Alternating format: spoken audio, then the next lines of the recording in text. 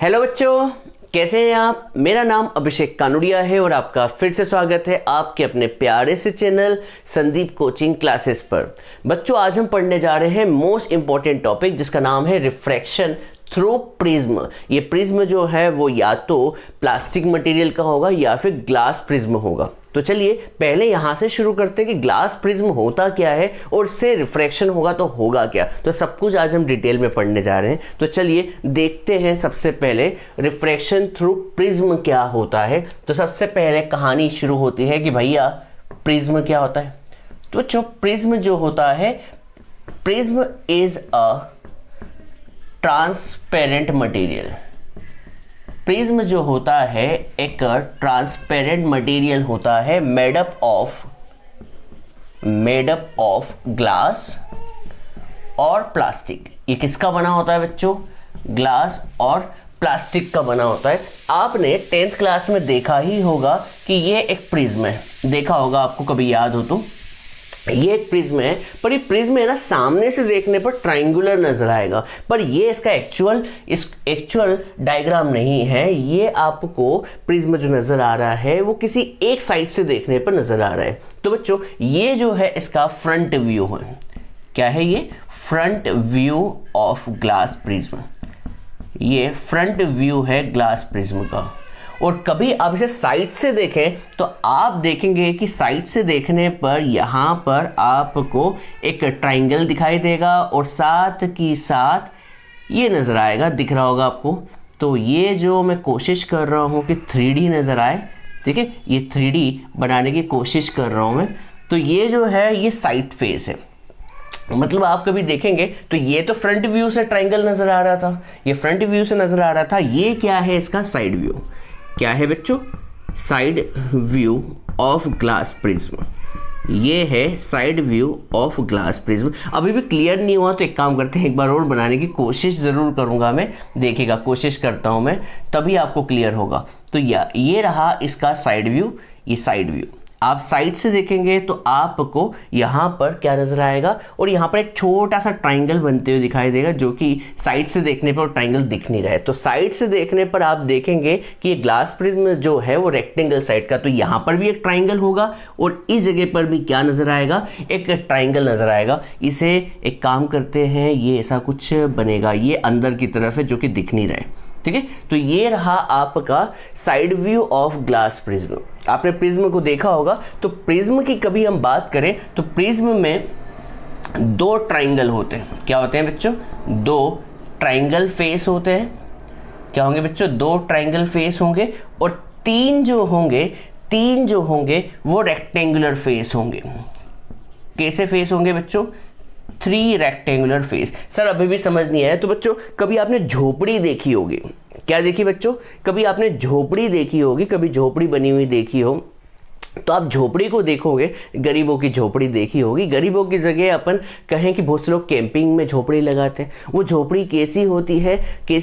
तो आप कहेंगे सर इस तरफ जो होता है वो रेक्टेंगुलर फेस होता है, रेक्टेंगुलर फेस। और कभी मैं इस तरफ की बात करूं तो इस तरफ ट्रायंगल होता है और पीछे भी ट्रायंगल होता है, और नीचे की बात करें तो नीचे भी रेक्टेंगल होता है। तो यहाँ पर कितने रेक्टेंगुलर फेस हो गए? 3 रेक्टेंगुलर फेस हो गए, और साथ के साथ क्या होंगे? 2 ट्रायंगुलर फेस होंगे, ठीक है। कभी हम बात करें तो बॉटम से कैसे नजर आता है? तो बॉटम से तो ये रेक्टेंगल नजर आएगा। बॉटम से कैसा नजर आएगा? तो ये है बॉटम व्यू। ये कैसा व्यू है बच्चों? Bottom view of glass prism, ठीक है। तो मैंने आपको इसे कंपेयर किससे करवा दिया है? झोपड़ी से। कभी आपने झोपड़ी का डायग्राम देखा? तो झोपड़ी जो होती है, आप जिस तरफ से देखेंगे उस तरफ से अलग नजर आएगी, हाँ है ना। कभी आप इस फेस से देखें जहां से झोपड़ी में इंटर करते हैं तो वो ट्रायंगुलर होता है, और उसके जस्ट पीछे भी एक ट्रायंगुलर फेस होगा। पर दो ट्रायंगल के बीच में आपको इधर भी रेक्टेंगल नजर आएगा, इधर भी रेक्टेंगल नजर आएगा, और एक नीचे भी क्या नजर आएगा? रेक्टेंगल नजर आएगा। तो ये जो होता है वो क्या होता है बच्चों? एक प्रिज्म होता है। अब प्रिज्म से हम क्या करने जा रहे हैं? लाइट को पास करने जा रहे हैं। प्रिज्म से हम क्या करने जा रहे हैं? लाइट को पास करने जा रहे हैं। तो देखिएगा, मैं यहाँ पे इसे रफ कर रहा हूँ। तो प्रिज्म में से मैं व्हाइट लाइट को पास करूंगा, तो यहाँ से होगा क्या? देखिएगा, ये प्रिज्म सरफेस से मैं क्या कर रहा हूँ, एक वाइट लाइट पास कर रहा हूँ। तो ये रहा प्रिज्म आपका, मेरा सबका प्रिज्म, ये रहा ग्लास प्रिज्म। इस ग्लास प्रिज्म से हम क्या कर रहे हैं, कौन सी लाइट पास कर रहे हैं, वाइट लाइट पास कर रहे हैं। कौन सी, वाइट लाइट रे, वाइट रे लिख देता हूँ। वाइट लाइट जैसे ही पास की तो हमने ये ऑब्जर्व किया कि ये वाइट लाइट जो है क्या है, रिफ्रैक्ट हुई और साथ की साथ जो है 7 कलर्स में स्प्लिट हो गई। कितने कलर में, क्या आपको ये 7 लाइट नज़र आ रही है, 6 और ये 7, ये 1, ये 2, 3, 4, ये 5, ये 6 एंड ये 7।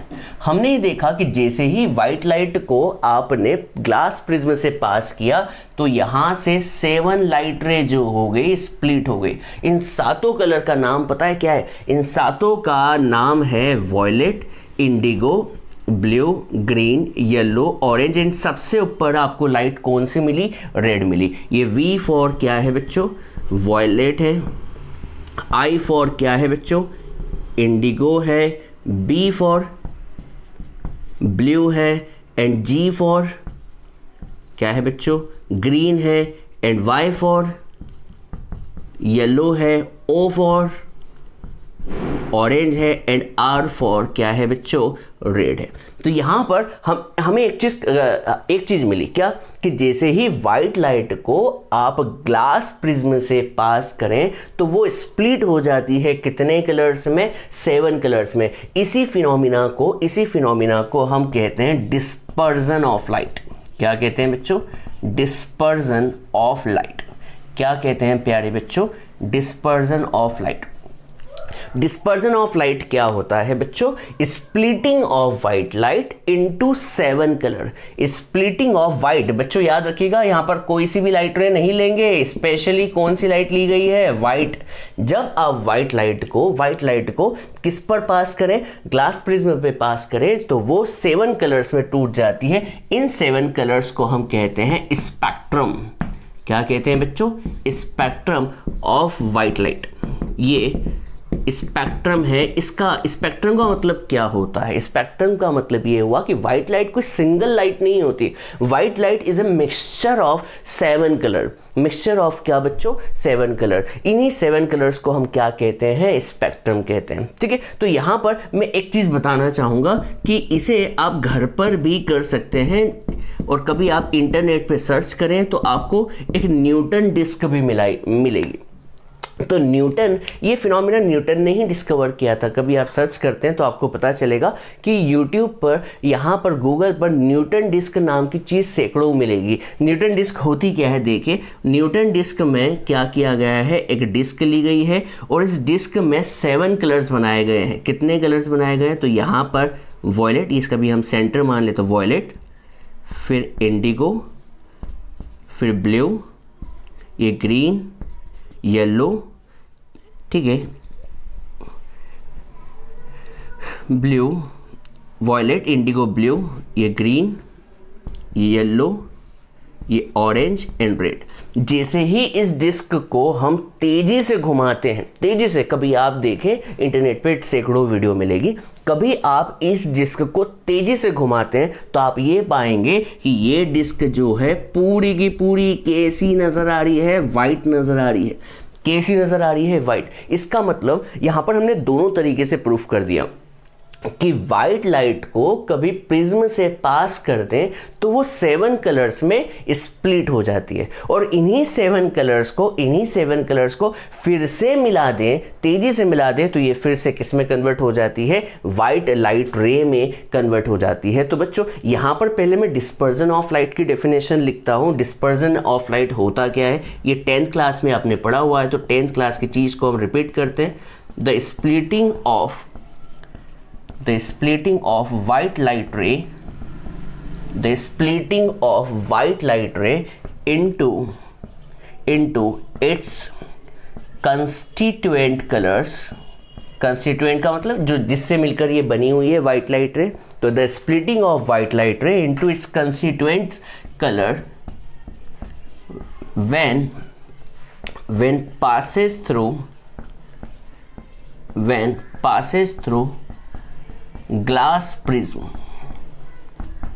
is called dispersion of light, is called बच्चों क्या, dispersion of light. And this seven colors obtained are called spectrum of white light. Spectrum of white light. उम्मीद करता हूं आपको नीचे का दिख रहा होगा, मैं एक बार चेक कर लेता हूं. स्पेक्ट्रम ऑफ वाइट लाइट बच्चों, उम्मीद करता हूं आपको ये दिख रहा होगा, और हाँ दिख रहा है, मैंने चेक कर लिया. तो डिस्पर्जन ऑफ लाइट समझ में आ गया. और ये जो 7 कलर्स होते हैं, ये 7 कलर्स आपको नजर आ रहे होंगे. ये 7 कलर्स होते हैं violet, indigo, blue, green, yellow, orange and red. And 7 colors क्या क्या होते हैं बच्चों? 7 colors from the bottom of prism. कभी हम प्रिज्म के बॉटम से इनको याद करने की कोशिश करें तो सबसे पहला कलर जो होता है वो होता है वॉयलेट, दूसरा जो होता है वो होता है इंडिगो, तीसरा जो होता है वो होता है ब्लू, फोर्थ जो होता है वो होता है ग्रीन, फिफ्थ जो होता है वो होता है येलो, सिक्स जो होगा वो होगा ऑरेंज, एंड सेवन्थ जो होगा वो क्या होगा बच्चों? रेड होगा. ये सारे कलर जो हैं आपको कहाँ से याद करना सिखाए जाते हैं? बॉटम से. Violet, indigo, blue, green, yellow, orange. और याद कीजिए, हम इन्हें कंबाइंड फॉर्म में याद करते हैं. क्या याद करते हैं बच्चों? विबग्योर. क्या बच्चों?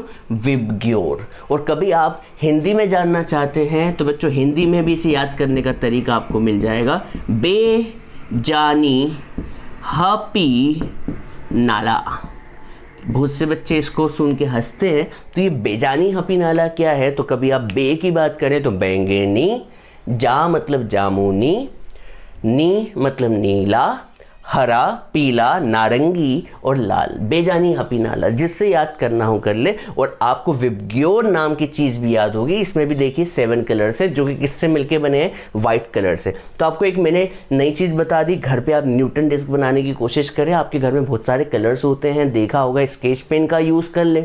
स्केच पेन में ये 7 कलर आपको आसानी से मिल जाएंगे. येलो भी मिल जाएगा, ऑरेंज मिल जाएगा, रेड मिल जाएगा और वॉयलेट मिल जाएगा, इंडिगो, ब्लू, ग्रीन. सारे कलर आपको कहाँ मिल जाएंगे? आपके स्केच पेन में. या फिर आप पेस्टल कलर या कोई से भी मोम के कलर जो होते हैं जिन्हें, तो आप उसका भी यूज़ कर सकते हैं और उसे न्यूटन डिस्क बनाने की कोशिश करें. जैसे ही आप 7 कलर को तेज़ी से घुमाएंगे तो आपको क्या कलर मिलेगा? White light. इससे प्रूव होता है कि white light is a mixture of 7 colour. ठीक है. तो कभी हम यहाँ पर न्यूटन का एक और एक्सपेरिमेंट करें तो न्यूटन ने क्या किया? देखिए, न्यूटन ने इस बार एक प्रिज्म न लेते हुए कितने प्रिज्म लिए? 2 प्रिज्म लिए. और दोनों प्रिज्म को इस तरह से रखा कि दोनों प्रिज्म एक दूसरे के क्या हो? जस्ट इन्वर्टेड हो.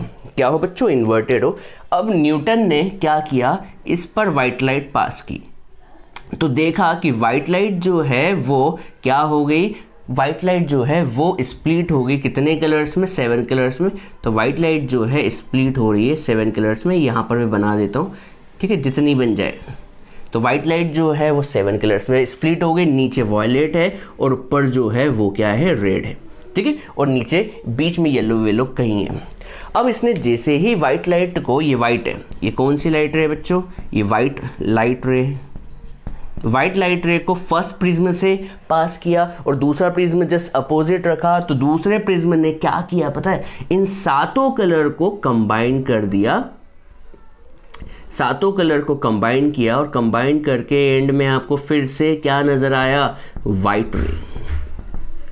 इससे एक और बात प्रूव हो गई कि भैया वाइट लाइट जो है 7 कलर का मिक्सचर होता है और इन्हीं 7 कलर्स को फिर से आप मिला दें तो फिर से आपको वाइट रे मिल जाएंगे. ठीक है. तो यहाँ पर हमने डिस्पर्जन क्या होता है ये भी पढ़ लिया और रिफ्रैक्शन थ्रू प्रिज्म भी पढ़ लिया. ठीक है. अभी यहाँ पर कंप्लीट नहीं हुआ है कहानी, तो अभी यहाँ पर इसे हम आगे बढ़ते हैं. देखिए, मान लीजिए प्रिज्म नहीं होता. मान लीजिए प्रिज्म नहीं होता तो क्या होता? मान लीजिए प्रिज्म नहीं होता तो ये लाइट रे सीधी निकलती. हाँ है ना? ये लाइट रे सीधी निकलती, ये कौन सी लाइट रे है, आपकी वाइट लाइट रे है। पर भैया प्रिज्म होने की वजह से लाइट क्या हो गई, बैंड हो गई ना, रिफ्रैक्शन जिसे हम कहते हैं, तो रिफ्रैक्शन की वजह से ये बैंड हो गई बच्चों। तो आप देखेंगे कि यहां पर जो रेड कलर है वो सबसे कम क्या हो रहा है, डेविएट हो रहा है, सबसे कम डेविएट हो रहा है। और कभी आप देखेंगे कि सबसे ज़्यादा डेविएशन जो है एंगल का वो किसके बीच है, वॉयलेट के बीच। सर डेविएशन का मतलब देखिए, जाना था लाइट को जापान, पर कहाँ पहुँच गई, वो चीन पहुँच गई, सही है कि नहीं। उसे जाना सीधे था, पर प्रिज्म होने की वजह से लाइट रे क्या हो गई, डेविएट हो गई। तो यहाँ पर सबसे ज़्यादा डेविएशन, सबसे ज़्यादा टेढ़ापन किस में है, तो आप कहेंगे वॉयलेट में सबसे ज़्यादा टेढ़ापन है। और सबसे कम टेढ़ापन किस में है, रेड में। तो यहाँ पर ये जो एंगल होता है हम इसे डिनोट करते हैं डेल से, तो ये डेल ऑफ वी लिख देता हूँ, angle of deviation for violet light, और ये जो है angle of deviation for red light है। तो यहाँ पर मैं एंगल ऑफ डेविएशन की डेफिनेशन लिख देता हूँ। एंगल ऑफ डेविएशन होता क्या है, तो यहाँ पर एंगल ऑफ डेविएशन जिसे मैं डेल से डिनोट कर रहा हूँ, तो एंगल ऑफ डेविएशन होता क्या है, तो किसके बीच एंगल बन रहा है एंगल ऑफ डेविएशन, तो आप कहेंगे इंसिडेंट रे और इमर्जेंट रे। इमर्जेंट मतलब जो इमर्ज बाहर निकली है, तो the angle between incident ray and emergent रे is called angle of deviation. तो यहां पर एंगल ऑफ डेविएशन क्या है, angle between, it is the angle made between कौन सी रे प्यारे बच्चों, इंसिडेंट रे एंड इमर्जेंट रे, है ना, पासिंग थ्रू, ये लिख दे, passing through glass prism, passing through glass prism. कोई दिक्कत बच्चों,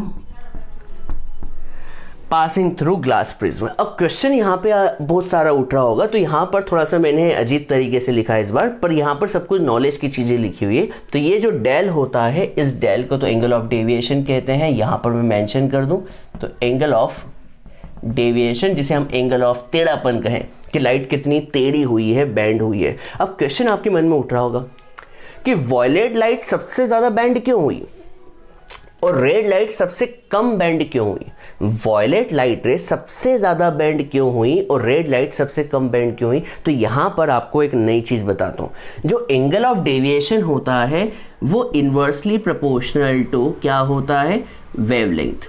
इन्वर्सली प्रोपोर्शनल टू क्या होता है बच्चों, वेवलेंथ ऑफ लाइट। इसका मतलब क्या हुआ कि वेवलेंथ ऑफ लाइट जितनी ज़्यादा होगी, वेवलेंथ ऑफ लाइट जितनी ज़्यादा होगी, एंगल ऑफ डेविएशन उतना ही कम होगा। तो आप बता सकते हैं वेवलेंथ किसकी ज़्यादा होती है, तो आप कहेंगे सर कभी हम रेड और वॉयलेट की बात करें तो रेड की वेवलेंथ ज़्यादा होती है, हाँ है ना। ये आपको बचपन में सिखाया गया है, बचपन मतलब छोटी क्लासेस में, कि भैया लाल की वेवलेंथ जो होती है सबसे ज़्यादा होती है और वॉयलेट की वेवलेंथ जो होती है सबसे कम होती है। और कभी रेड की वेवलेंथ ज़्यादा है तो इस फिनोमिना से बताएं, जिसकी वेवलेंथ सबसे ज़्यादा उसका डेविएशन उतना ही कम। तो यहाँ पर डेविएशन की बात करें रेड और वॉयलेट में, तो हम कहेंगे भैया डेविएशन की बात करें तो ये ठीक है, जिसकी वेवलेंथ सबसे ज़्यादा उसका एंगल ऑफ डेविएशन उतना ही कम, और जिसकी वेवलेंथ जितनी कम उसका एंगल ऑफ डेविएशन उतना ही ज़्यादा। तो बच्चों याद रख लीजिएगा ये फिनोमिना, ये इसे हम प्रूफ भी करेंगे, पर अभी यहाँ पर आपको बेसिक चीज़ें क्लियर हो गई होगी। प्रिज्म क्या होता है, प्रिज्म से जब वाइट लाइट को पास करें तो क्या होता है, और इसी वाइट लाइट को जो स्प्लिट होकर 7 कलर्स में टूटी है, इन 7 कलर को फिर से एक और प्रिज्म में पास कर दे, जो कि इन्वर्टेड रखा है। बच्चों सीधा मत रख देना, इन्वर्टेड रखा हुआ है, जस्ट ऐसा। बच्चों आप घर पे ये एक्सपेरिमेंट करेंगे तो बच्चों थोड़ा सा आपको सेटिंग करनी पड़ेगी, एडजस्टमेंट करना होगा, इस तरह से एडजस्टमेंट करना होगा कि भैया 7 कलर दिखाई दे और 7 कलर जो है फिर से मिलकर क्या बना दे, व्हाइट लाइट रे। और न्यूटन डिस्क के बारे में भी मैंने आपको बता दिया, ये भी आपको समझ में आ गया होगा। और 7 कलर जो होते हैं कहाँ से होते हैं, बेस से होते हैं। मतलब आप बेस की बात करें तो बेस जो होगा वहां से हम इसे याद करते हैं VIBGYOR, violet, indigo, blue, green, yellow, orange and red. और हिंदी में याद करना है तो बेजानी, हपी, नाला। ठीक है, तो इसे जल्दी से नोट डाउन करें। अब हम एक बहुत बड़े डेरिवेशन की तरफ चल रहे हैं, इसे नोट डाउन करें जब तक बच्चों। चलिए बच्चों, अब हम एक बहुत बड़ा डेरिवेशन करने जा रहे हैं। वो भी डेरिवेशन किसका होने वाला है? रिफ्रैक्टिव इंडेक्स, जिसे हम n से डिनोट करते हैं, ऑफ प्रिज्म। तो हम रिफ्रैक्टिव इंडेक्स का डेरिवेशन करने जा रहा हूं, और जो कि सबसे इंपॉर्टेंट है। कभी आप देखेंगे तो ये किसी को समझ में भी नहीं आता है, पहली बात तो, और दूसरी बात ये है कि इंपॉर्टेंट भी है। तो चलिए अपन कोशिश करते हैं कि क्या आपको ये समझा पाता हूं मैं या नहीं समझा पाता। तो चलिए देखते हैं, पहले स्टार्ट तो करें। तो यहाँ पर हमने क्या लिया हुआ है? प्यारा सा जो कि आपको दिख ही रहा है, यहाँ पर प्यारा सा एक प्रिज्म लिया हुआ है, जिसमें ए जो है वो एंगल ऑफ प्रिज्म है। तो ए यहाँ पर कभी लिखूं तो ए जो है वो एंगल ऑफ प्रिज्म है। और कभी मैं BC की बात करूं तो BC जो है वो क्या है? Base of prism. BC क्या है प्यारे बच्चों? बेस ऑफ प्रिज्म है। क्लियर है? अब मैं यहां से क्या करने जा रहा हूं? एक लाइट पास करने जा रहा हूं। याद रखिएगा, व्हाइट लाइट नहीं, एक लाइट रे। तो यहां पर मैंने PQ नाम दे दिया। तो PQ जो है वो क्या है? एक इंसिडेंट रे। PQ जो है वो है इंसिडेंट रे। क्लियर है? अब आप बता सकते हैं लेफ्ट में कौन सा मीडियम है? तो आप कहेंगे लेफ्ट में तो एयर मीडियम है। और बीच में कौन सा मीडियम है? तो आप कहेंगे बीच में तो एक ग्लास मीडियम है। और कभी यहाँ की बात करें तो यहाँ पर फिर से कौन सा मीडियम है? तो आप कहेंगे एयर मीडियम है। ठीक है, तो देखिए यहाँ पर लाइट रे जो है मैं थोड़ा सा और अच्छा बना दूँ, एक मिनट रुकिएगा। तो यहाँ पर लाइट रे को ऐसा बनाता हूँ, हमें थोड़ी सी जगह ज़्यादा मिल जाएगी। तो ये रहा P और ये रहा Q, और ये इंसिडेंट रे है, थोड़ा सा इसे मैच कर देता हूँ। ठीक है, तो यहाँ पर PQ एक इंसिडेंट रे, ये तो समझ में आ गया। अब बच्चों बताओ, जब भी लाइट रे रेयरर मीडियम से डेंसर मीडियम में जाती है तो क्या हो जाती है? बेंड हो जाती है। कहाँ की तरफ बेंड होती है? Towards the normal. तो हमें यहाँ पर नॉर्मल बनाना होगा। बच्चों इस सरफेस का नॉर्मल क्या कुछ एस यहाँ पर होगा? तो आपको कहना चाहिए हाँ सर यही होगा। तो यहाँ पर एक नॉर्मल ले लिया, जिसका नाम मैंने MN दे दिया। यहाँ पर MN क्या है? तो MN को मेंशन कर देता हूँ। MN क्या है बच्चों? नॉर्मल है। MN जो है नॉर्मल है। ठीक है, अब देखिए लाइट को जाना कहाँ चाहिए था? सीधा जाना चाहिए था, सही है। पर ये क्या हो जाएगी? जब भी लाइट रेयरर मीडियम से डेंसर में जाती है तो इट बैंड्स हो जाएगी, ये बैंड हो जाएगी। सर कहाँ जाना सीधा था पर ये बैंड हो जाएगी टुवर्ड्स द नॉर्मल।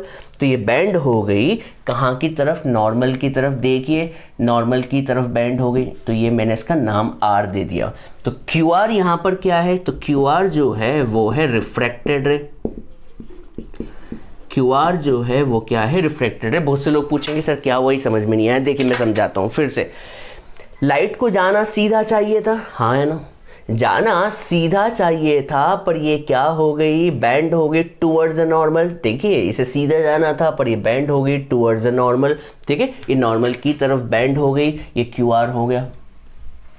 अब बच्चों आपसे कोई पूछे कि ये एंगल क्या है? तो आप कहेंगे ये तो एंगल ऑफ इंसिडेंस है। तो ये I जो है वो क्या है बच्चों? Angle of incidence.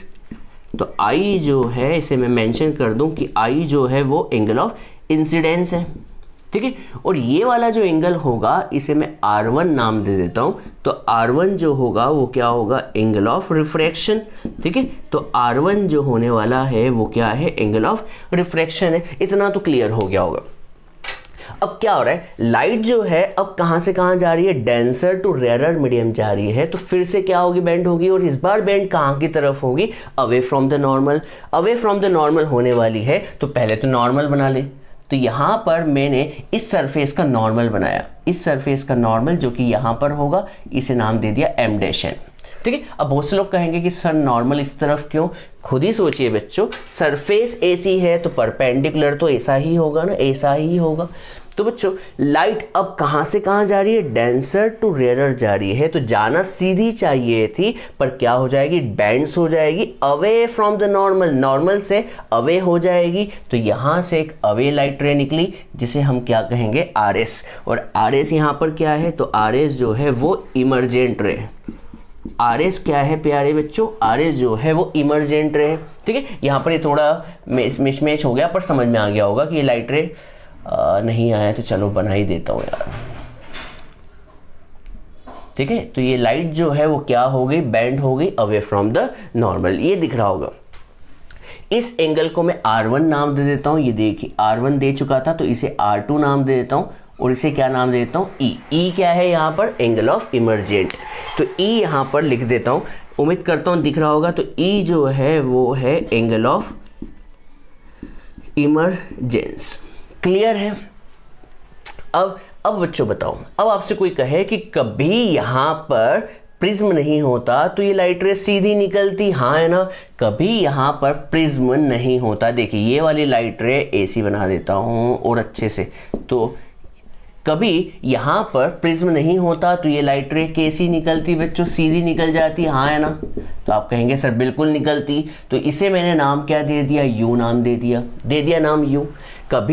कभी यहाँ पर प्रिज्म नहीं होता तो लाइट रे सीधी निकलती, पर प्रिज्म होने की वजह से क्या हुआ, प्रिज्म होने की वजह से लाइट रे बैंड हो गई कि नहीं हो गई बच्चों, लाइट रे बैंड हो गई। तो यहाँ पर हम इस लाइट को क्या करेंगे, पीछे की तरफ एक्सटेंड करेंगे और इसे मिला देंगे किस जगह पर, T जगह पर। तो इस एंगल को हम कहते हैं एंगल ऑफ इमरजेंस। क्या कहेंगे बच्चों, एंगल ऑफ इमरजेंस। दिख रहा है बच्चों, इसे हम नहीं सॉरी इस एंगल को कहेंगे एंगल ऑफ डेविएशन। सॉरी बच्चों, लिखने में मैं भूल गया। ये डेल क्या है यहाँ पर, एंगल ऑफ इमरजेंस। तो यहाँ पर डेल को भी मेंशन कर दूं कि डेल जो है वो है एंगल ऑफ डेविएशन। मैं इमरजेंस कह रहा हूँ जबकि एंगल ऑफ क्या है बच्चों, डेविएशन है। तो डेल भी समझ में आ गया, एंगल ऑफ डेविएशन है। अब बच्चों थोड़ा सा स्पीड पकड़ते हैं तो मैं पूछना चाह रहा हूँ आपको इस एंगल के बारे में क्या ख्याल है। ये जो एंगल मैं शेड कर रहा हूँ ये एंगल कितना है, तो आप बता सकते हैं अपना मैथ्स लगा के ये एंगल कितना है। तो आप कहेंगे कि सर ये एंगल जो होगा, देखिए ये I है तो सामने वाला भी I होगा, तो ये वाला जो एंगल होगा I माइनस R1 होगा कि नहीं होगा प्यारे बच्चों। सर क्यों होगा, अरे भाई ये I है तो ये पूरा एंगल भी I होगा, मैथ्स लगाएं तो ये पूरा भी एंगल I होगा, उसमें से R1 जो है हमें पता है, तो ये वाला एंगल कितना होगा, I माइनस R1। वैसे ही बताओ इस एंगल के बारे में आपकी क्या राय है, ये जो एंगल जिसे मैं शेड कर रहा हूँ इस एंगल के बारे में आपकी क्या राय है। दिख रहा होगा बच्चों ये एंगल शेड, तो इस एंगल के बारे में आपकी राय जो होगी वो होनी चाहिए E minus R2। Sir E minus R2 क्यों, देख लीजिए ये E है तो उसके सामने वाला पूरा एंगल भी E होगा, इस R2 को माइनस किया तो ये क्या आ जाएगा, E माइनस R2। देखिए बहुत से लोग कह रहे हैं डायग्राम बहुत खराब हो गया है, तो बच्चों डायग्राम तो खराब होगा ही, ठीक है। तो यहाँ पर आपको ये बात समझ में आनी चाहिए। चलिए तो अब शुरू करते हैं डेरिवेशन बिना देर किए, जितनी देर करेंगे उतना ही लेक्चर बढ़ते जाएगा। तो ये डायग्राम आपको समझ में आ गया होगा। चलिए तो सबसे पहले मैं आपको कुछ नाम याद करवाना सिखाऊंगा। तो देखिए यहाँ पर आपको ठाकुर ट्रायंगल नज़र आ रहा होगा। सर ठाकुर, हाँ बच्चों ठाकुर ट्रायंगल कहाँ है ठाकुर, तो TQR। सर नहीं दिख रहा तो यहाँ पर मेंशन कर देता हूँ। देखिए ये ठाकुर ट्रायंगल दिख रहा होगा, ये TQR मतलब ठाकुर ट्रायंगल। ठाकुर ट्रायंगल में TQR में ये वाला एंगल कितना है, तो ये वाला एंगल जो है I माइनस R1 है, और ये वाला एंगल कितना है तो आप कहेंगे E माइनस R2 है। और सर T कितना है, तो T नहीं पता, पर कभी हम T को आगे की तरफ एक्सटेंड करें तो ये वाला एंगल जो है ये है डेल। क्या है बच्चों, देख लीजिए ये वाला एंगल है I माइनस R1, ये वाला एंगल है E माइनस R2, और ये डेल जो है एक्सटीरियर एंगल है। तो हमें एक एक्सटीरियर एंगल की प्रॉपर्टी याद आ रही है। बच्चों बताओ एक्सटीरियर एंगल क्या होता है, exterior angle equals to sum of two opposite interior angle. तो I minus R1 plus E minus R2, ठीक है। मैं यहाँ पर इसे सुंदरता से लिख देता हूँ, तो क्या हो जाएगा I प्लस E, और इन दोनों में से माइनस कॉमन ले लूँ तो R1 प्लस R2। ये इक्वेशन नंबर फर्स्ट हो गई, ठीक है। आपको इक्वेशन नंबर फर्स्ट दिख रही होगी, तो डेल की इक्वेशन आ गई। तो इस बार मैंने ठाकुर ट्रायंगल लिया था, इस बार मैं ठाकुर की जगह ट्रायंगल ले रहा हूँ, ट्रायंगल कुरान। कौन सा बच्चों, कुरान। सर कुरान कहाँ है, तो आप देखें QRN। कभी आप इस ट्रायंगल को देखें तो ये ट्रायंगल में आपको नजर आ रहा होगा कि एक ट्रायंगल बन रहा है, कुरान ट्रायंगल में ट्रायंगल बन रहा है, बिल्कुल बनेगा ही। ये एंगल कितना है, तो आप कहेंगे ये R1 है, ये एंगल कितना है R2 है, और ये एंगल के बारे में कुछ पता नहीं है। तो हमें एक प्रॉपर्टी पता है कि भैया ट्रायंगल के तीनों एंगल का सम 180 होता है, तो इसे इक्वेशन नंबर क्या दे दी बच्चों, इक्वेशन 2। तो R1 plus R2 plus angle N मिलकर कितना हो गया, 180 डिग्री। अब इसके बाद मैं आपको दिखाने जा रहा हूं एक क्वाड्रिलेटरल। क्या आपको क्वाड्रिलेटरल नजर आ रहा है, क्या सर, AQNR। क्या आपको एक क्वाड्रिलेटरल नजर आ रहा है, AQNR सर नहीं नजर आ रहा है, देखिए AQNR, जिसे मैं यहां बना के दिखा देता हूं, AQNR,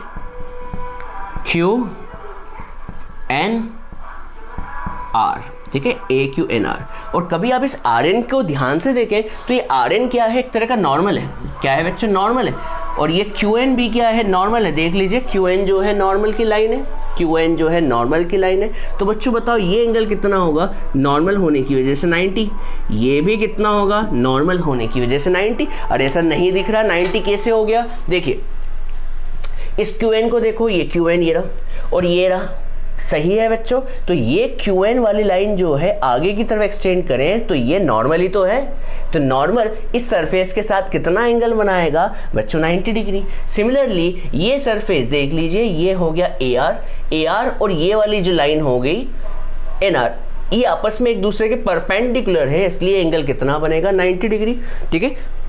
अब बच्चों बताएं क्वाड्रिलेटरल के चारों एंगल AQNR का सम कितना होगा, तो आप कहेंगे sir A, angle Q, angle N और एंगल R, इन सब का सम मिलाकर होगा 360 डिग्री, जिसमें से Q और R हमें पता है कितना है, 90। तो मैं A को तो A लिख देता हूँ, Q को 90 लिख दिया, N को N लिखा और R को 90 लिख दिया। तो 90 प्लस 90 कितना होगा, 180, जो कि राइट साइड में जाएगा तो कितना हो जाएगा, माइनस का 180। तो A plus angle N equals to 360 minus 180। तो A प्लस एंगल N मिलकर कितना हो गया बच्चों, 180 डिग्री। ये इक्वेशन नंबर 3 हो गया। क्लियर है, ये इक्वेशन नंबर क्या हो गई बच्चों, 3 हो गई। अब हम इक्वेशन 2 और इक्वेशन 3 को देखें तो क्या मिलता है बताएं। इक्वेशन 2 और इक्वेशन 3 को देखें तो 2 में भी राइट में 180 और 3 में भी राइट में 180, तो दोनों इक्वेट हो जाएंगे। तो R1 plus R2 plus angle N कितना हो जाएगा, A प्लस एंगल N। नहीं आया समझ में, देखिए इन दोनों इक्वेशन को देखें, रेड पेन से निशान बना देता हूँ। कभी आप इन दोनों इक्वेशन को देखो तो इसका राइट भी 180, इसका भी राइट 180, तो क्या ये दोनों इक्वेट हो सकते हैं। हाँ सर, इक्वेट का मतलब क्या होता है, इन तीनों का सम मिला के 180 है, इन दोनों का सम मिला के 180 है, मतलब ये दोनों आपस में क्या हुआ, इक्वल। तो एंगल N से एंगल N क्या हुआ, कैंसिल हुआ। तो क्या बचा R1 plus R2 equals to angle A। Equation number हमने इसे क्या दे दी, 4 दे दी। अब इस R1 प्लस R2 की वैल्यू को किस में डाल दे, इक्वेशन फर्स्ट में डाल दे। तो put R1 plus R2 in equation number first. Sir equation first क्या है, तो इक्वेशन फर्स्ट है del equals to I plus E minus R1 plus R2, और R1 प्लस R2 कितना है, R1 प्लस R2 मिला के A है। तो मैं इस R1 प्लस R2 की जगह क्या डाल दूं, A लिख दूं। देखिए del I E minus R1 plus R2 की जगह A, इस माइनस A को लेफ्ट में लिया है तो डेल प्लस A कितना हो जाएगा, I प्लस E। इसे इक्वेशन नंबर क्या दे दी बच्चों, 5। ठीक है, बहुत से लोग कह रहे हैं सर डेरिवेशन बहुत बड़ा है। हाँ बच्चों, बहुत बड़ा है डेरिवेशन। ये तो आपको समझ में आ गया होगा, इसे मैं हटा देता हूँ, ये हटा देता हूँ। लिख लिया होगा, नहीं लिखा तो लिख लीजिएगा, ये तो आपको बेसिक पता ही है। अब बच्चों ये कहानी अभी ख़त्म नहीं हुई है, डेरिवेशन अभी चल रहा है, अभी कंप्लीट नहीं हुआ है। तो बच्चों एक्सपेरिमेंटली हमने क्या ऑब्जर्व किया है, देखिएगा। हमने एक्सपेरिमेंट से ये ऑब्जर्व किया है कि जैसे जैसे मैं I बढ़ाता हूँ तो डेल के साथ कुछ चेंज आ रहा है। तो I क्या है, I का मतलब है एंगल ऑफ इंसिडेंस और डेल का मतलब क्या है, एंगल ऑफ डेविएशन।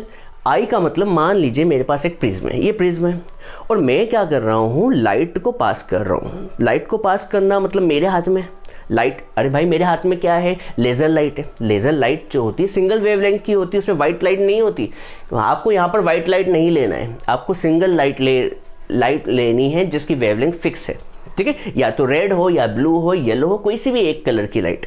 तो जैसे ही आप इसे पास करेंगे तो ये वाली जो लाइट मेरे हाथ से पास हो रही है इसको तो मैं चेंज कर सकता हूँ, आई को चेंज कर सकता हूँ, पर आई चेंज होगा तो क्या भी चेंज होगा, डेल चेंज होगा। डेल चेंज होना मेरे हाथ में नहीं है, मेरे हाथ में सिर्फ क्या है कि मैं यहाँ से देखिए मेरे हाथ में क्या है, लेज़र लाइट है, ये लेज़र लाइट, तो ये लेज़र लाइट से मैं पास कर रहा हूँ, ये पास कर रहा हूँ, तो लेज़र लाइट तो मेरे हाथ में है पर मेरे हाथ में डेल तो नहीं है। तो मैं एक्सपेरिमेंटली ये पता कर रहा हूँ कि जैसे जैसे आई बढ़ाता हूँ, जैसे जैसे क्या कर रहा हूँ मैं आई बढ़ा रहा हूँ तो डेल क्या होते जा रहा है, कम होते जा रहे हैं। आई को बढ़ा रहा हूँ तो डेल कम हो रहा है, डेल कम हो रहा है, डेल कम हो रहा है, पर एक समय जाके डेल की वैल्यू क्या हो गई है, सबसे कम हो गई है। इस डेल को हम कहते हैं del M, angle of minimum deviation. देखिए एक्सपेरिमेंटली है, आई को जैसे जैसे बढ़ाया, आई को जैसे जैसे बढ़ाया, डेल क्या होने लगा, कम होने लगा। तो यहाँ पर डेल की वैल्यू देखिए कम है क्या, कम है क्या, कम है क्या, कम है क्या, क्या ये सबसे कम है? हाँ सर ये सबसे कम है। फिर मैंने आई को जैसे ही बढ़ाया तो डेल की वैल्यू फिर से क्या होने लगी, बढ़ने लगी। इसका मतलब आप देखेंगे कि डेल की वैल्यू इस पॉइंट पर सबसे मिनिमम है और उस टाइम एंगल ऑफ इंसिडेंस किसके इक्वल होगा, एंगल ऑफ इमरजेंस के। आई किसके इक्वल होगा, ई के। और कभी आप मैथ्स लगाएं तो यहाँ पर R1 भी किसके इक्वल होगा, R2 के इक्वल होगा। आई और ई इक्वल है और R1 और R2 इक्वल है, तो हमने इसे मान लिया कि R1 R2 इक्वल है, तो हमने इसे स्मॉल r मान लिया। तो बच्चों यहाँ पर कहानी ये है कि at minimum angle of deviation, at minimum angle of deviation, बताओ डेल किसके इक्वल होगा, डेल सबसे मिनिमम होगा, डेल एम हो गया। आई जो होगा किसके इक्वल होगा, ई के इक्वल होगा। R1 जो है R2 के इक्वल होगा, जिसे हमने R मान लिया, लेट कर लिया, लेट। बहुत से लोग कहेंगे सर ये क्या कहानी है। बच्चों कभी हम लाइट चैप्टर की बात करें तो अधिकतर चीज़ें तो एक्सपेरिमेंटली है, क्योंकि लाइट को तो ना तो आप जागते हुए देख सकते हैं ना आते हुए देख सकते हैं, और आपको कैलकुलेशन करना है तो एक्सपेरिमेंट तो करने ही पड़ेंगे ना। तो ये हमने एक्सपेरिमेंट से ये पाया कि आई को जैसे जैसे बढ़ाया डेल क्या होने लगा, कम होने लगा। पर डेल की वैल्यू इस पॉइंट पर आकर क्या होगी, सबसे कम हो गई, जिसे हम क्या कहते हैं, मिनिमम एंगल ऑफ डेविएशन। और मिनिमम को हम डेल के नीचे क्या लिख देते हैं, M for minimum angle of deviation. तो डेल इस टाइम किस समय मिनिमम है, जब आई किसके इक्वल है, ई के।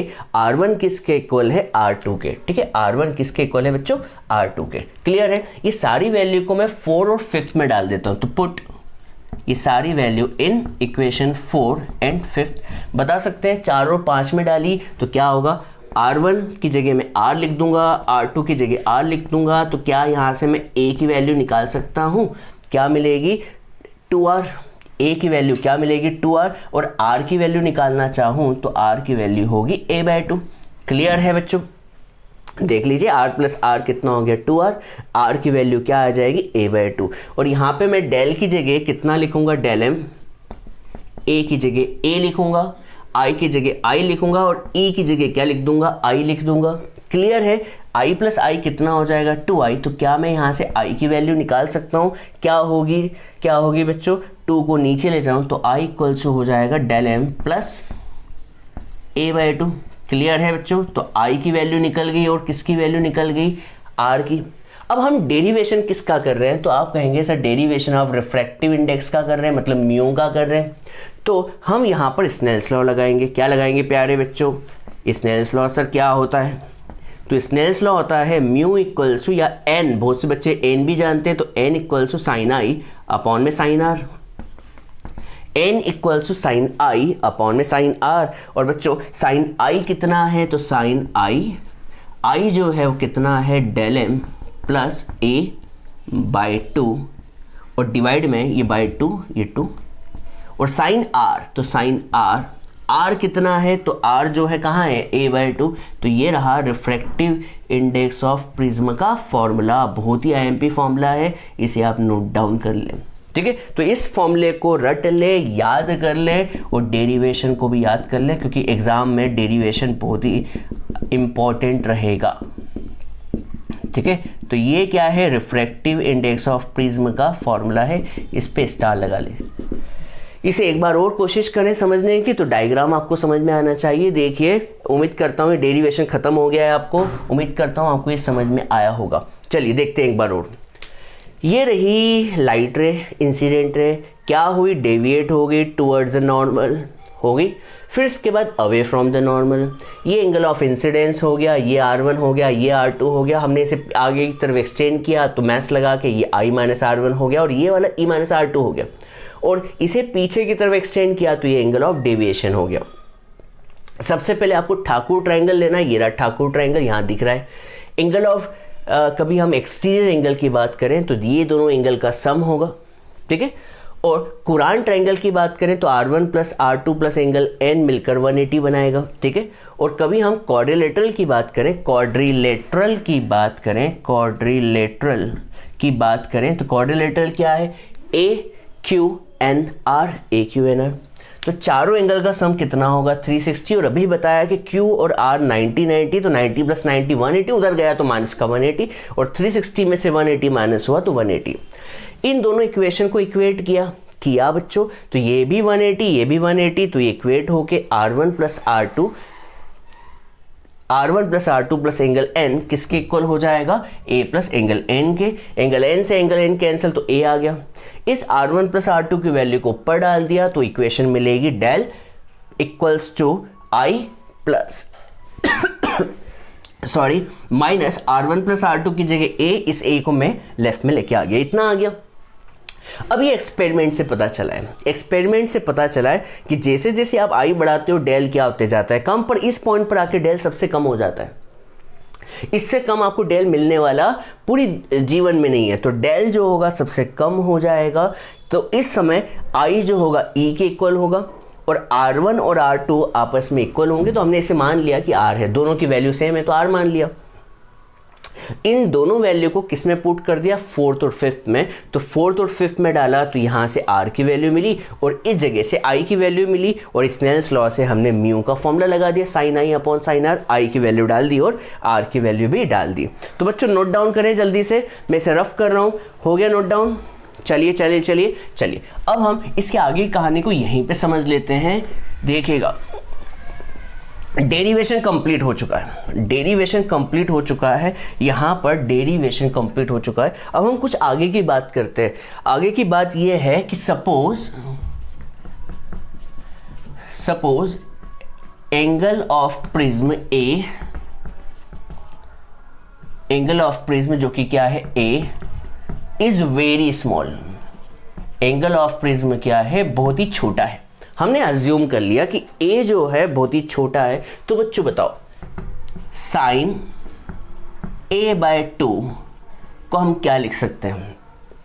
आपने इस चैप्टर में हमेशा देखा होगा कि जो साइन होता है, साइन A/2, उसको हम क्या मान लेते हैं, A/2 मान लेते हैं। सर क्यों मान लेते हैं, क्योंकि ये एंगल क्या है, बहुत ही छोटा। जब एंगल छोटे हो, हमने रिफ्रैक्शन फॉर्मूला में भी ऐसे ही किया था, sine I upon sine R को I अपॉन R मान लिया था। हमने अज्यूम किया था कि I और R बहुत ही स्मॉल है, वैसे ही यहाँ पर A स्मॉल है तो उसका आधा भी स्मॉल ही होगा। तो साइन A/2 को नियर अबाउट क्या मान लिया, A/2, और यहाँ पर sign A plus del M/2, ये दिख रहा है ना, A प्लस डेल M/2 है, हाँ मैंने आगे पीछे लिख दिया पर ये लिखा ही है, डेल M प्लस A/2, ये भी छोटा है। देखिए A छोटा ही है, अभी बात की कि A स्मॉल है, और डेल M क्या है, डेल M तो नाम से ही स्मॉल है, देख लीजिए डेल M क्या है, मिनिमम एंगल। तो ये भी छोटा, तो छोटा प्लस छोटा भी छोटा ही होगा, और उनको 2 से डिवाइड कर दें तो भी छोटा होगा। तो नियर अबाउट किसके इक्वल होगा, A प्लस डेल M/2। उम्मीद करता हूँ ये दिख रहा होगा। इसे हम पुट कर देते हैं तो म्यू के फॉर्मूले में, तो म्यू का फॉर्मूला बोलो, साइन हट जाएगा क्योंकि स्मॉल एंगल की बात चल रही है, तो कितना आ जाएगा, डेल M प्लस A/2, और नीचे क्या था बच्चों, A/2। देख लीजिए A/2 क्रॉस मल्टीप्लाई किया तो कितना आ जाएगा, म्यू A/2, और यहाँ पे कितना आ जाएगा, एक काम करते हैं 2 से 2 कैंसिल ही कर देते हैं, काम खत्म हो जाएगा, और यहाँ पर कितना आ जाएगा, डेल M प्लस A। तो यहाँ से मैं इस A को लेफ्ट में ले आऊँ तो माइनस का A हो गया, और यहाँ क्या आ गया, डेल M आ गया, ठीक है। तो देयरफॉर डेल M जो होगा वो क्या होगा, म्यू A माइनस A होगा। यहाँ से A कॉमन ले लूँ तो कितना आ जाएगा, म्यू -1 इंटू A। ये डेल एम का फॉर्मूला हो गया। तो यहाँ से कभी हम ध्यान से देखें तो डेल एम जो होगा डायरेक्टली प्रोपोर्शनल टू किसके होगा, रिफ्रैक्टिव इंडेक्स के। किसके बच्चों, रिफ्रैक्टिव इंडेक्स ऑफ प्रिज्म के। और किसी को ये पता है, ऐसा नहीं पता तो बता दूं कि रिफ्रैक्टिव इंडेक्स ऑफ प्रिज्म जो होता है खुद इन्वर्सली प्रोपोर्शनल टू वेवलेंथ होता है, खुद इन्वर्सली प्रोपोर्शनल टू वेवलेंथ होता है। इसका मतलब जिसकी वेवलेंथ सबसे ज़्यादा, वेवलेंथ जिसकी ज़्यादा होगी उसका एंगल ऑफ डेविएशन क्या होगा, कम होगा। क्या होगा बच्चों, एंगल ऑफ डेविएशन कम होगा। इसलिए ही तो रेड लाइट जो होती है उसकी वेवलेंथ ज़्यादा होती है, इसलिए वो डेविएट क्या होता है, सबसे कम होता है। और वही कभी हम वॉयलेट की बात करें तो वॉयलेट की वेवलेंथ कम होती है तो उसका एंगल ऑफ डेविएशन सबसे ज़्यादा होता है। तो जल्दी से नोट डाउन करें, हमने इसे कंप्लीट कर लिया है। ये डेरिवेशन मोस्ट एमपी है, तो स्टार मैंने कभी नहीं लगाया हो शुरू में, तो स्टार लगा लीजिए बच्चों, एंड में ही सही पर स्टार्स लगा लीजिए, ठीक है। तो इसे नोट डाउन करें प्यारे बच्चों। चलिए बच्चों हम एक क्वेश्चन करते हैं, न्यूमेरिकल क्वेश्चन करते हैं जो आपके बोर्ड एग्जाम में आता है। चलिए देखते हैं, एक बार आया था ये 2017 में एक क्वेश्चन आपके बोर्ड एग्जाम में आया है, इसलिए इस क्वेश्चन को हम इंपॉर्टेंट लगा देते हैं और ये देखिएगा कैसे हम इसे सॉल्व करते हैं। तो सबसे पहले क्वेश्चन क्या है आप पढ़िए, a ray of light incident on an equilateral glass prism. ये ग्लास प्रिज्म जो है वो इक्विलेटरल है। अब इक्विलेटरल ट्राइंगल तो आपने सुना होगा, तो इक्विलेटरल का मतलब ये हुआ कि इसके सारे जो एंगल होने वाले हैं, ये ए है एंगल ऑफ प्रिज्म और ये बी और ये बेस, इसके सारे एंगल कितने होने वाले हैं, 60 डिग्री। सर क्यों, क्योंकि इक्विलेटरल ट्राइंगल के ऑल एंगल्स आर 60 डिग्री, ठीक है। और आपको इसका रिफ्रैक्टिव इंडेक्स दिया हुआ है ग्लास प्रिज्म का, कितना दिया हुआ है, तो ग्लास प्रिज्म का रिफ्रैक्टिव इंडेक्स है √3। Moves parallel to base line of prism inside it, मतलब ये जो लाइट रे है, लाइट रे जो है वो अंदर जो है पैरेलल जा रही है। कैसे, मतलब यहां से कुछ पास हुई होगी पर यहां से जो लाइट रे गई, इन दोनों के क्या है, पैरेलल है। देखिए ये दोनों क्या है, पैरेलल। ऐसा मैं नहीं बोल रहा हूँ, क्वेश्चन में लिखा हुआ है। देखिए, a ray of light incident on glass prism moves parallel to the base line, मतलब बेस लाइन के क्या है, पैरेलल मूव हो रही है। तो आपको प्रूफ क्या, आपको निकालना क्या है, angle of incidence. Angle of incidence निकालना है, एंगल ऑफ इंसिडेंस। तो बच्चों एंगल ऑफ इंसिडेंस होता किसके बीच है, ये भी तो पता होना चाहिए। तो बच्चों सुनिए, ये होता है नॉर्मल, ये तो आपको पता ही होगा, ये नॉर्मल है। और ये भी जो होता है वो क्या होता है बच्चों, नॉर्मल होता है। क्लियर है। और आपको फाइंड क्या करना है, एंगल ऑफ इंसिडेंस, ठीक है। तो कहानी समझते हैं। इस एंगल को हम क्या कहते हैं, इस एंगल को कहते हैं R1 और इस एंगल को क्या कहते हैं बच्चों, R2। क्लियर है।